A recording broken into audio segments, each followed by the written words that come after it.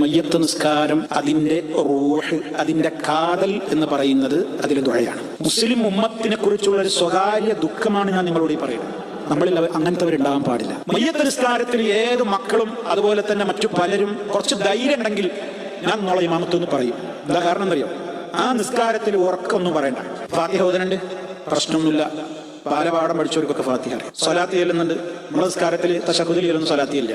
അത് രണ്ടും പ്രശ്നമൊന്നും ഉണ്ടാവാറില്ല മിക്ക ആളുകൾക്കും. മൂന്നാമത്തത് പ്രശ്നമാണ്. അല്ലാന്ന് ആര് പറഞ്ഞിട്ടും കാര്യമില്ല. നിങ്ങൾ കിടക്കുമ്പോൾ നിങ്ങളെ നെഞ്ചത്ത് കൈവച്ചിട്ട് നിങ്ങൾ ഓരോരുത്തരും സ്വന്തത്തോട് ചോദിക്കണം, എനിക്ക് ജനാസ നിസ്കരിക്കാൻ കൃത്യമായി ആ ദുആ പറയാൻ അറിയുമോ? ആണും ചിന്തിക്കണം, പെണ്ണും ചിന്തിക്കണം. അറിയുമോ? അള്ളാഹുവിനെ സ്തുതിക്കണം, നിലനിൽക്കാൻ പ്രാർത്ഥിക്കണം. അറിയില്ലേ? അടുത്ത നിമിഷം മുതൽ അത് പഠിക്കാൻ ആരംഭിക്കണം. അതിനുവേണ്ടി അത് പറയണം. നമ്മളെ ബന്ധപ്പെട്ട ഒരാൾ മരിച്ചിട്ട് അപ്പൊ ദ്വാന്റെ ബുക്ക് തെരഞ്ഞിട്ടൊന്നും ഒരു കാര്യമല്ല. അദ്കാറിന്റെ ആപ്പ് തെരഞ്ഞിട്ടും കാര്യമില്ല. അത് നമുക്ക് ആത്മാർത്ഥമായിട്ട് നിർവഹിക്കാൻ കഴിയൂല. അവിടുന്ന് മരിച്ചിട്ട് പഠിക്കേണ്ടതല്ല.